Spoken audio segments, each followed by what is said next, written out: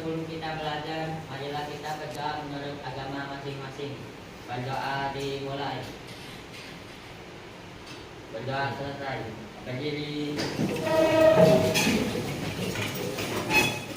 Beri salam. Assalamualaikum warahmatullahi wabarakatuh. Waalaikumsalam warahmatullahi wabarakatuh. Bagaimana kabar kalian hari ini? Baik. Sehat? Sehat. Dan harus semangat untuk terus belajar. Ya, sebelum pembelajaran dimulai, Ibu absen dulu. Apa ada yang tidak hadir? Ada? Siapa? Siapa yang hadir? Renal ya. Apa keterangannya ya? Kita doakan semoga teman kita yang sakit segera diberi kesehatan Tuhan sehingga bisa beraktivitas seperti biasanya. Semangat. Tepuk semangat.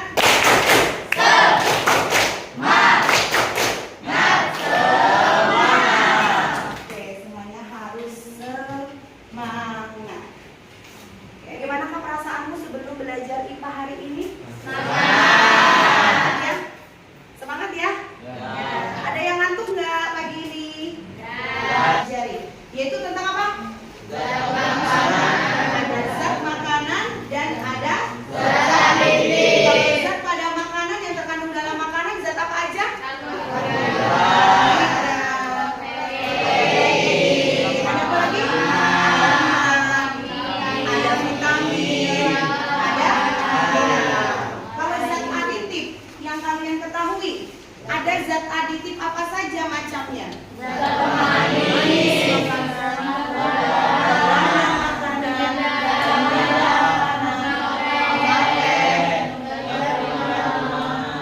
Dan macam-macam ya. Kalian beberapa pertanyaan.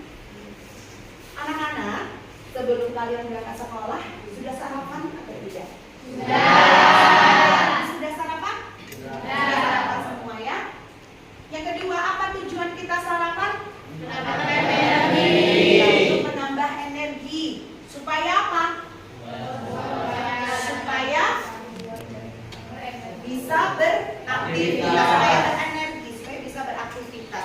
Nah, kira-kira bagian tubuh mana yang bekerja mengolah makanan dan minuman yang kita konsumsi? Itu adalah mulut. Nah, tujuan pembelajaran kita kali ini, yang pertama, peserta didik akan dapat menyebutkan macam-macam organ pencernaan. Jadi nanti aktivitas kita adalah menyebutkan macam-macam organ pencernaan. Terus yang kedua, peserta didik dapat menjelaskan fungsi organ pencernaan. Belajar Pancasila, beriman dan bertakwa pada Tuhan Yang Esa dan berakhlak mulia, berkebinekaan tunggal, gotong royong mandiri, kreatif dan bernalar kritis. Oke ya, jadi karakter-karakter itulah yang harus ada pada diri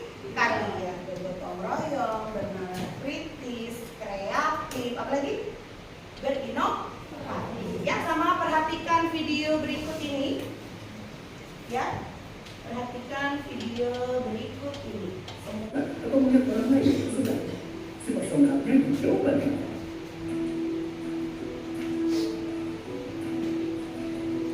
Sudah biasanya lebih sering dialami oleh anak-anak daripada orang dewasa. Namun itu berarti orang dewasa tidak pernah tersedak. Tersedak adalah kondisi di mana saluran pernapasan tersedak sehingga tidak memungkinkan untuk bernafas. Meski terdengar sepele, tersedak merupakan keadaan darurat yang harus segera ditangani dengan cepat dan tepat. Jika tidak, tersedak dapat mengakibatkan segala meninggal. Biasanya, tersedak kita mulai dengan batuk hingga sesak nafas. Inilah satu orang pertama tidak perlu dilakukan untuk orang tersedak. Yang pertama, tidak minum air saat tersedak. Ketika tersedak, reaksinya seharusnya masuk ke saluran pencernaan, bisa masuk ke saluran pernapasan. Jika di atas minum air, maka reaksi terperangkap akan menghalangi jalan nafas ke paru. Yang kedua, 5 and 5. Metode pertama yang dapat dilakukan Apa yang terjadi? Mengapa hal tersebut dapat terjadi ya dari video tadi, dan apa solusi yang tepat untuk mengatasi masalah tersebut. Oke, nah ayo sekarang kita diskusi ya sesuai dengan pembagian kelompoknya. Pembagian kelompok sudah kita atur sebelumnya ya. Nah, jadi sudah sesuai dengan kelompoknya masing-masing namanya. Sudah ya. Kan ide dan solusi yang kamu punya untuk menyelesaikan permasalahan yang ada di diskusi dan tuliskan ide-idenya. Nah, nanti di sini Ibu akan bagikan LKPD dan bahan ajar kalian untuk mengerjakan tugas yang akan Ibu berikan ya. Tugas di LKPD-nya nanti kalian jawab soalnya di situ. Kalau ada yang tidak paham boleh ditanya ya. Tanya.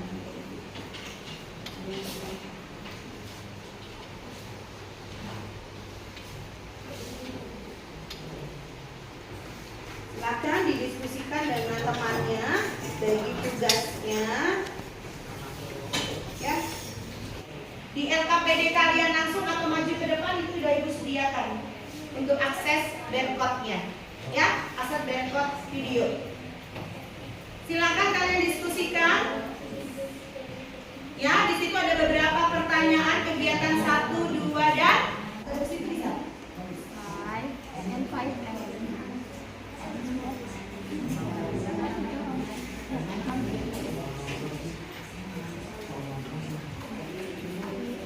ya, silakan didiskusikan, dibagi tugasnya. Yang terhalang oleh pendamping.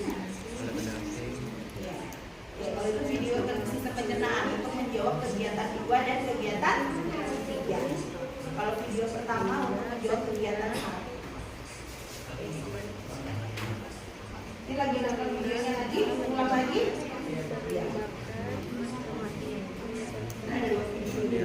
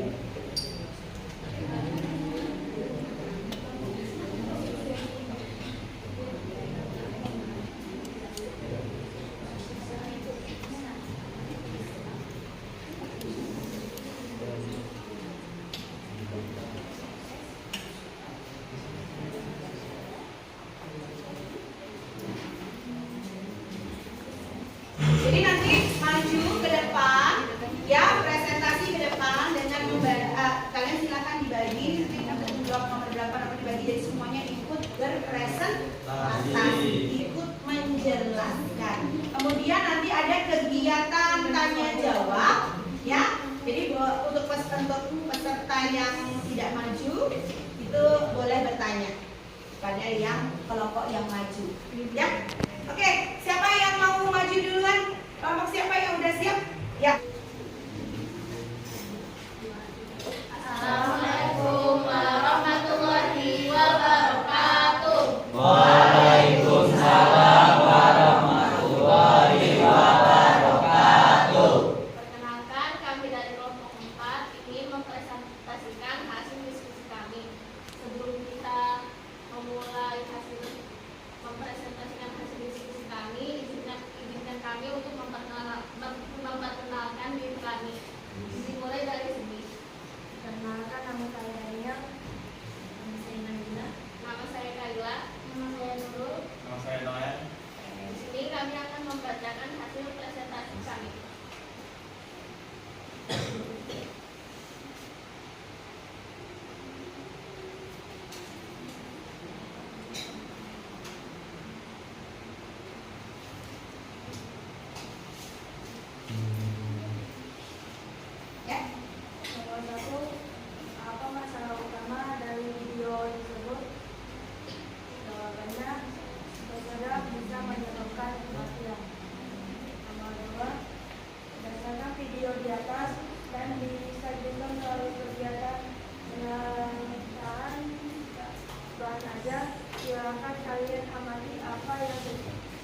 dari penyebab seseorang yang bekerja meninggal sampai meninggal dunia? Jawabannya, saluran pernapasan yang terhalang oleh minyak sehingga bisa menyebabkan kematian. Nomor 3,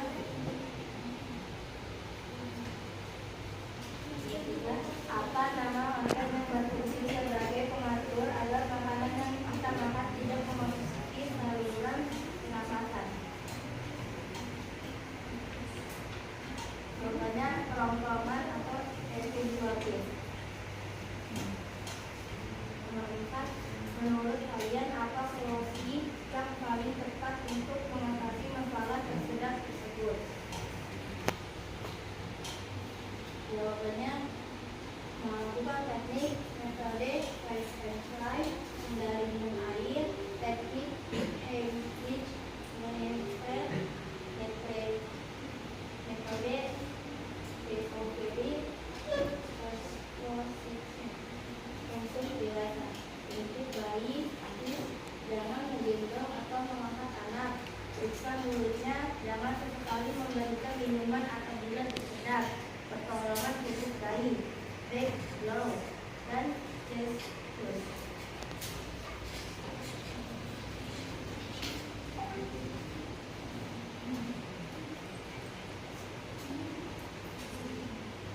Ya, lihat jawabannya. Tapi gambar organ pencernaan mulut, Dimulai dari mulut. kerongkongan, lambung, hati, pankreas, paru, besar, anus. Tabel keterkaitan organ dan fungsi sistem pencernaan. Nomor 1, mulut.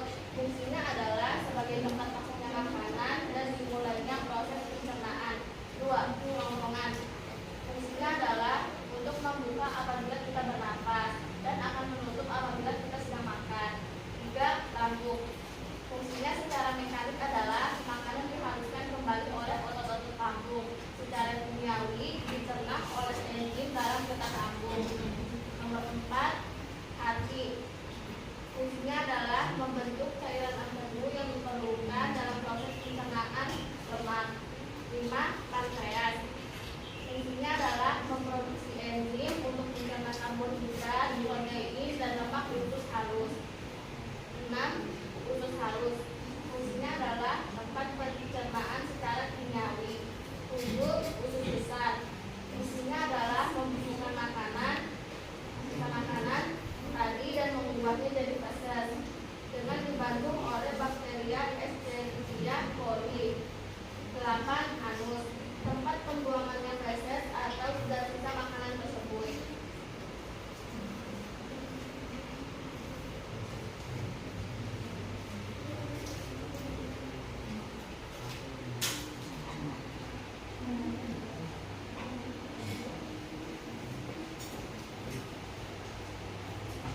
Nama kelenjar pencernaan. Nomor 1, kelenjar ludah. Produknya enzim amilase.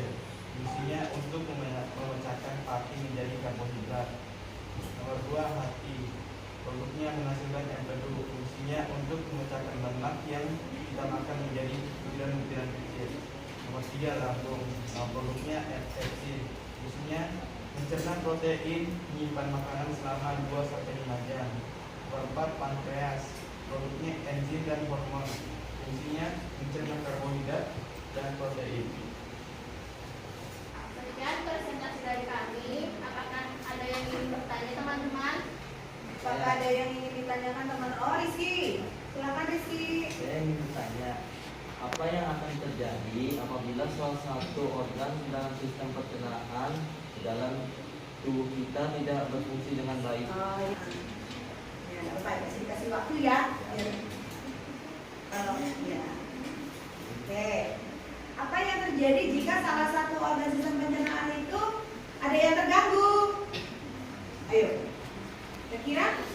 Izinkan saya menjawab pertanyaan Oke, dari ya Rizky. silakan, Leo.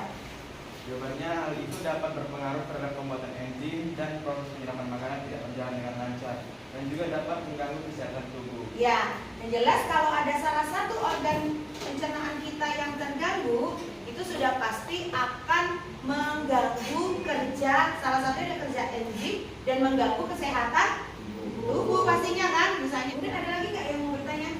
Iya. Organ pencernaan apa yang dapat membunuh bakteri tersebut dan bagaimana cara kerja organ dalam proses pencernaan makanan? Nah, apa?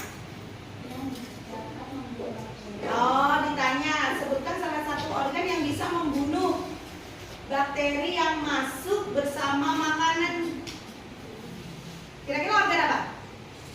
Setelah kami diskusi, hasilnya adalah organ lambung. Oh, iya. Organ lambung merupakan tempat pengadukan dan menggiring makanan. Di dalam lambung akan mengeluarkan zat aman dan enzim yang bertugas untuk membantu proses pemecahan makanan dan membunuh bakteri yang ada pada makanan. Ya, jadi perhatikan ya.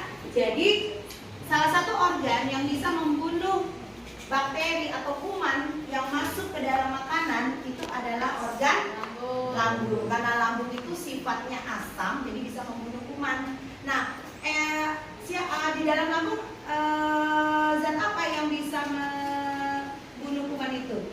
Adalah namanya apa? Asam klorida yang ada di lambung yang membunuh bakteri atau kuman yang masuk bersama makan. Oke, cukup. Kami, jika ada salah kata mohon dimaafkan dan dikoreksi. Wassalamualaikum warahmatullahi wabarakatuh. Waalaikumsalam warahmatullahi wabarakatuh. Oke, ya kasih tepuk tangan. Assalamualaikum warahmatullahi wabarakatuh. Waalaikumsalam warahmatullahi wabarakatuh.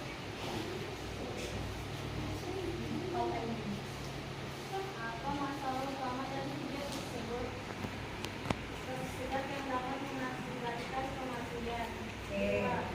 Berdasarkan video di atas dan bisa juga melalui kegiatan menggunakan bahan ajar, silakan kalian amati apa yang terjadi yang menjadi penyebab seorang tersirat bisa sampai meninggal dunia. Masuknya benda asing ke dalam saluran pernapasan. 3. Apa nama organ yang berfungsi sebagai pengatur agar makanan yang kita makan tidak memasuki saluran pernapasan? Yang kedua, please. 4. Menurut kalian apa solusinya paling tepat untuk mengatasi masalah tersirat tersebut? Dengan telepon tim medis.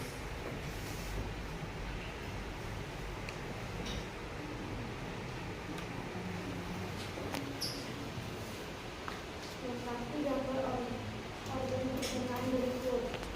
Dimulai dari mulut, kerongkongan, lambung, Usus halus. usus besar, anus, Dan hati, dan pankreas.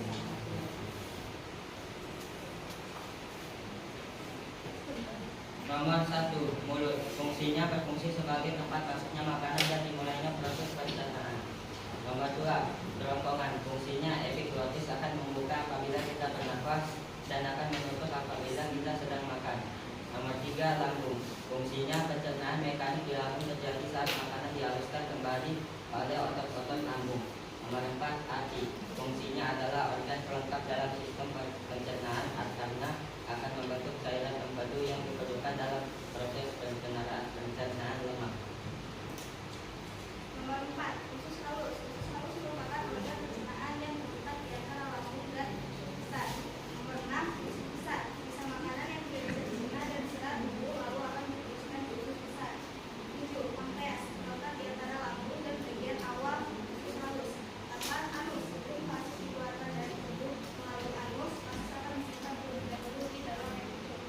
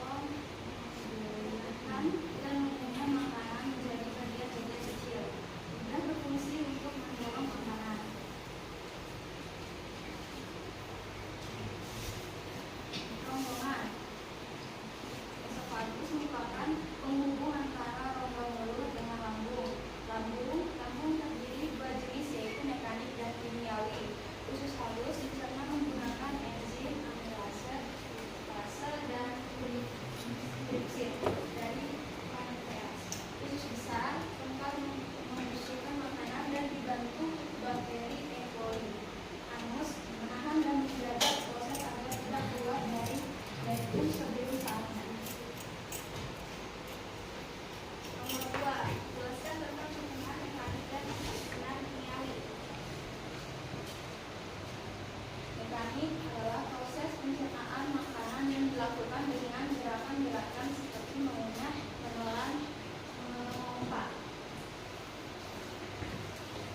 Nomor 3, sebutkan dan jelaskan enzim yang ada di mulut, lambung, dan usus halus.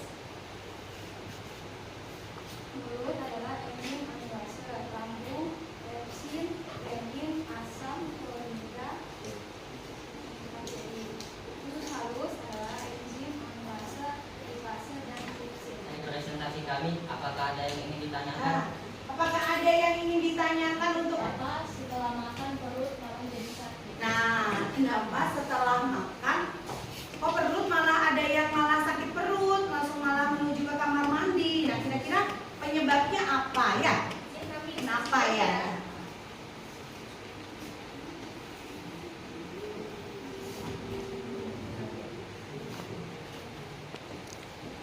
Masih menjawab, mungkin Anda mengalami gangguan pencernaan seperti sebagian diare, alergi makanan atau racun makanan seperti konsumsi yang pedas, asam pada makanan yang dimakan.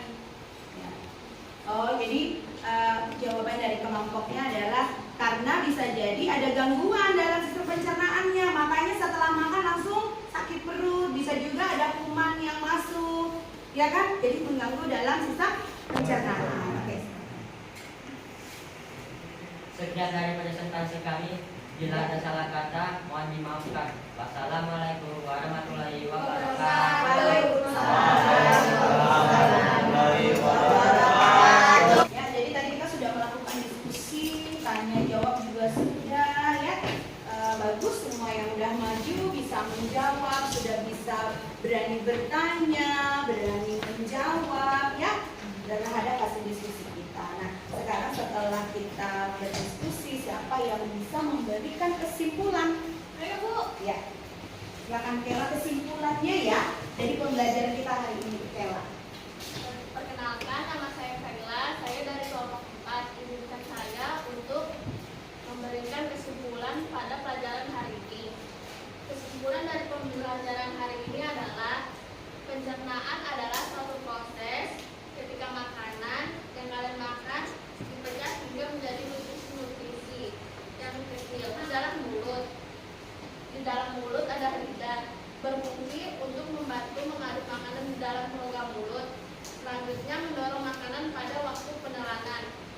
Dan di dalam mulut selain lidah ada juga gigi, berfungsi untuk memotong dan menghaluskan makanan menjadi bagian kecil sehingga mudah ditelan.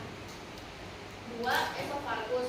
Kerongkongan merupakan sebuah saluran pipih dan membulat tempat makanan masuk ke lambung. 3. Lambung. Lambung memiliki beberapa jenis sel kelenjar sehingga banyak cairan yang dikeluarkan terutama pada bagian fundus yang menghasilkan getah lambung. Usus halus berfungsi untuk mencerna kembali makanan secara kimia. Usus besar berfungsi untuk proses penyerapan air sementara sisa-sisa makanan siap untuk dikeluarkan. 7. Anus. Anus fungsinya untuk apa? Anus berfungsi untuk Untuk mengeluarkan mengeluarkan feses atau sisa-sisa makanan. gitu ya. Oke, kasih tepuk tangan buat Kela.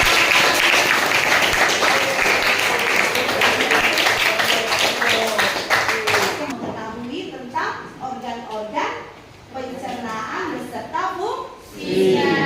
Oke, sekarang kita lihat untuk refleksi kali ini. Ya, apa saja yang sudah kalian pelajari? Pada hari ini kita udah belajar apa aja? Tentang sistem pencernaan manusia. Nah, pada sistem pencernaan manusia, ya kan, kita dapat mengetahui apa aja? Tujuan pembelajaran kita tadi mengetahui organ-organ pada sistem pencernaan manusia. Apa saja organnya? Ada mulut, ada kerongkongan atau esofagus, kemudian ada lambung, ada usus halus, dan ada usus besar.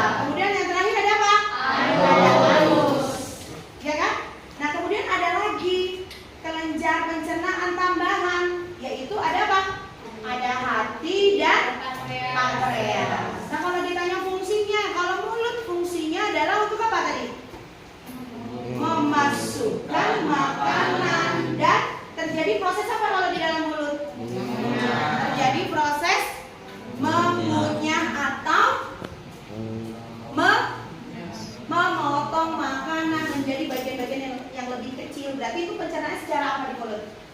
Mekanik. Dengan bantuan gigi, lidah mendorong makanan ke kerongkongan ya. Kemudian kalau kerongkongan fungsinya untuk apa? Saluran penghubung antara mulut dengan lambung. Kalau lambung fungsinya terjadi pencernaan mekanik dan kimia. Mekaniknya dengan bantuan apa? Otot lambung. Ya, bagus Angel, otot naik lambung. Kemudian kalau pencernaan kimiawinya di lambung ada bantuan enzim. Ada bantuan enzim. Apa saja enzim di lambung? Ada pepsin, ada renin, dan ada asam klorida. Nah, kalau di usus halus terjadi pencernaan secara kimia dengan bantuan enzim apa aja? Ada tripsin, ada lipase, dan ada amilase. Kalau di usus besar terjadi proses pembusukan makanan dengan bantuan bakteri E. coli. Kemudian anus sebagai tempat untuk mengeluarkan feses atau kotoran. Nah, sekarang yang kedua nih, refleksi yang kedua. Manfaat apa ya yang kalian dapatkan dari materi hari ini? Manfaatnya apa? Kita jadi paham tentang apa tadi? Video yang tadi Bu kasih itu apa berarti? Iya, kita akan paham bahwa masalah kecil seperti tersedap, yang Ibu ambil adalah tersedap, ternyata bisa mengakibatkan kematian. Itu berakibat fatal, mengakibatkan kematian. Makanya kita harus berusaha untuk bisa menangani kalau ada anggota keluarga kita yang tersedak. Tadi salah satunya dengan apa aja? Kok salah satu dengan apa saja tadi? Dengan tidak minum, jangan diberi air. Kalau pada bayi juga sama ya, pada balita juga sama, tidak boleh diberi air. Terus ada apa lagi tadi ya? Tidak boleh digendong pada adik bayi. Kemudian yang terakhir dengan apa tadi? Dengan apa? Ya, manuver itu ya. Jadi itu adalah cara-cara atau informasi tambahan, informasi yang bisa kalian lakukan. Ternyata kalau mengatasi tersedak seperti itu. Oke, untuk pembelajaran hari ini cukup.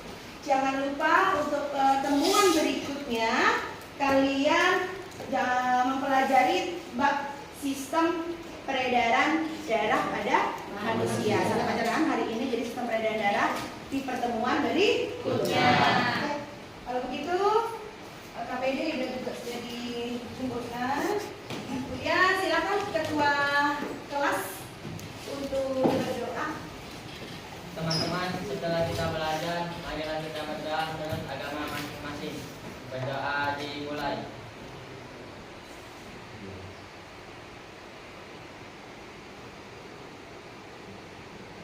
Sudah selesai. Berdiri.